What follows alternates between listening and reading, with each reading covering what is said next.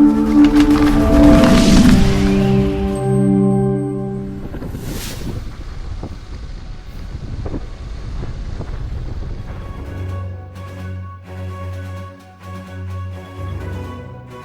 And welcome. आज की the leader story में हम बात करेंगे मीडिया मार्केटिंग पर।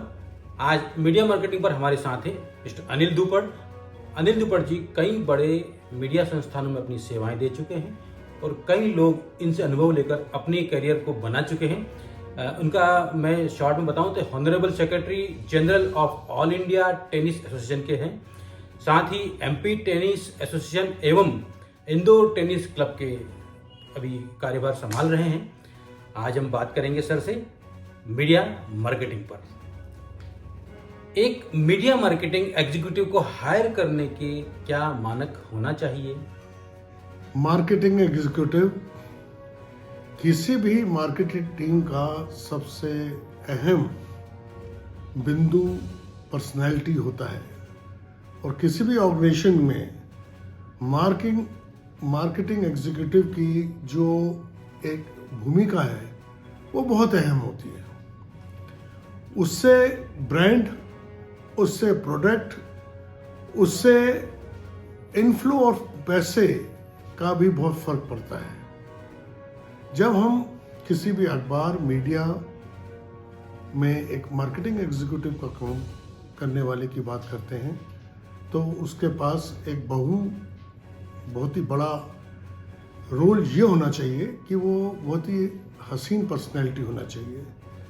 उसको मिलने के साथ एक क्लाइंट को बहुत अच्छा लगना चाहिए कि अगर मेरा क्लाइंट और मेरा एग्जीक्यूटिव उसके पास जाता है तो उसको ये महसूस होना चाहिए कि हाँ, आज मेरी मदद के लिए एक एग्जीक्यूटिव आया है, सिर्फ बिजनेस लेने के लिए नहीं बट उसके बिजनेस बढ़ाने के लिए भी। ये बहुत अहम मुद्दा है किसी भी मार्केटिंग एग्जीक्यूटिव को लेने के लिए।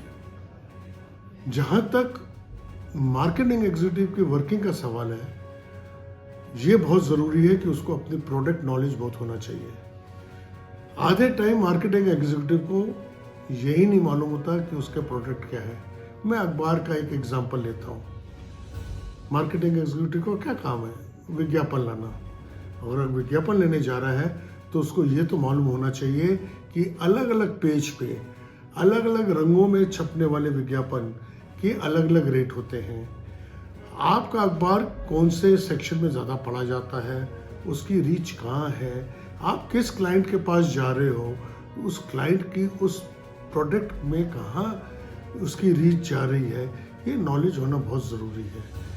पर मोरलेस ऐसा समझ में आता है कि आदमी एक प्रोडक्ट के साथ जाता है कि मैं एक इस अखबार के माध्यम से जा रहा हूँ, तो उसको लगता है कि वो अखबार के नाम ही उसका पूरा रिप्रेजेंटेशन हो जाता है, जो कई जगह बहुत गलत साबित होता है।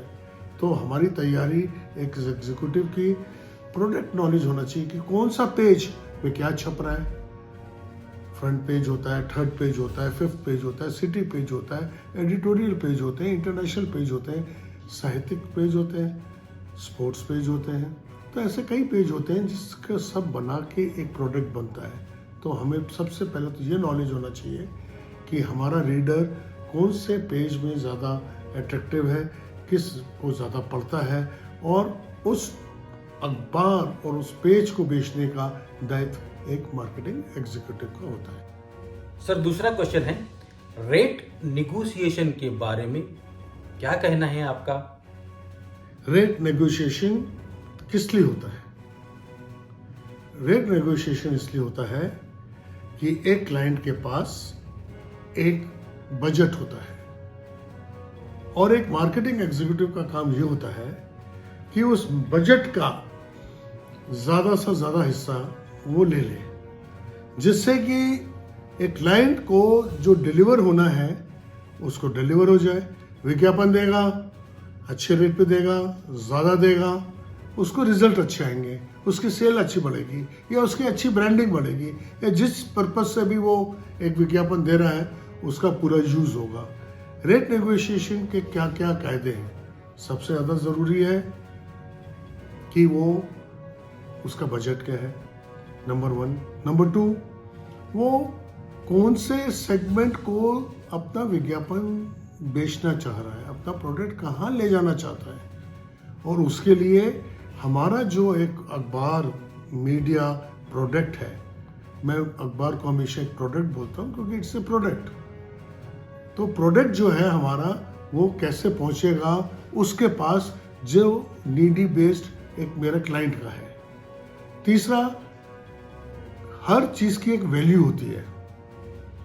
अगर मेरे को किसी से मैक्सिमम पैसा चाहिए तो मुझे कुछ डिलीवर करना पड़ेगा, deliver by method of deliveries और बाय मेथड ऑफ रिजल्ट्स, और वो कैसे होगा, वो होगा बाय वे ऑफ नेगोशिएशंस।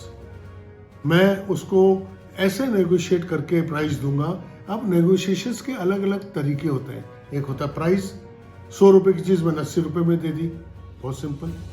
एक मैंने 3rd पेज का विज्ञापन है, उसको उठा के फ्रंट पेज पे डलवा दिया, नेगोशिएशन, कि उसको लग रहा है कि मैं 3rd पेज का पैसा दे रहा हूं और मुझे उसकी वैल्यू फ्रंट पेज पे मिल रही है।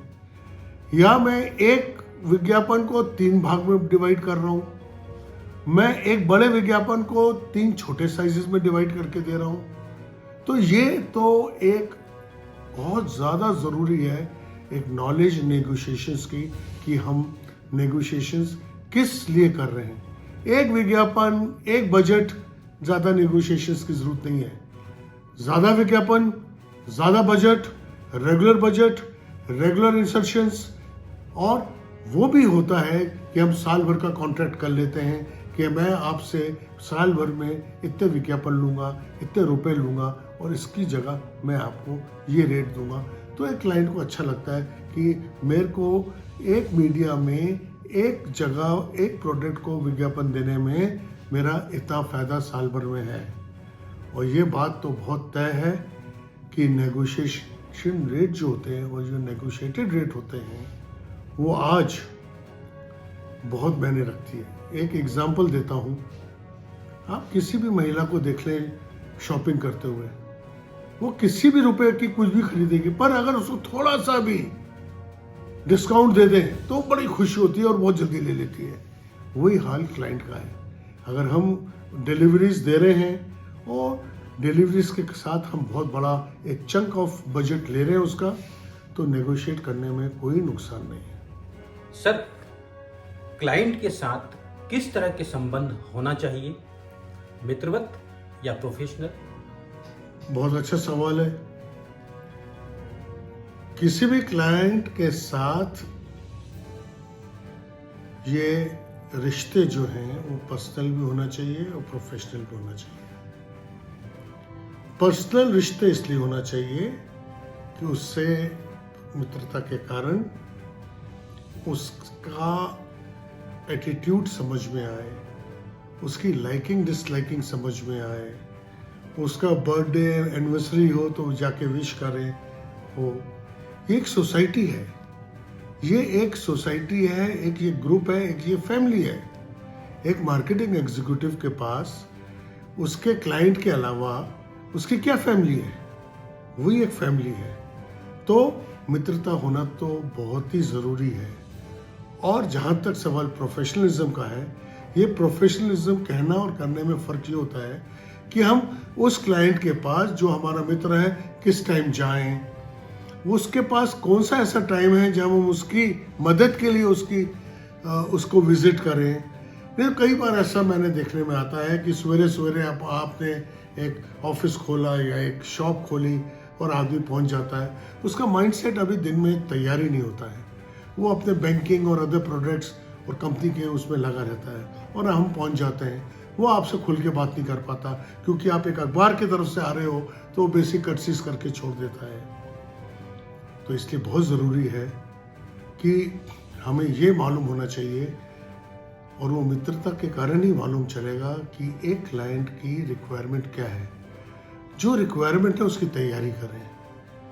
वो अगर उसकी रिक्वायरमेंट कुछ सेल्स की है, कोई ब्रांड की है, कोई भी चीज़ होती है, there are so many things in advertisement world, उसमें कुछ भी प्रोडक्ट की है, तो हमें उसकी जानकारी होना चाहिए और हमें उस तैयारी के साथ जाना चाहिए कि लीजिए सर, मैं आपकी मदद के लिए आज आया हूँ, अच्छे रेट भी दूंगा, रेट नेगोशिएट भी करूंगा और आपके बिजनेस का साथी बनूंगा।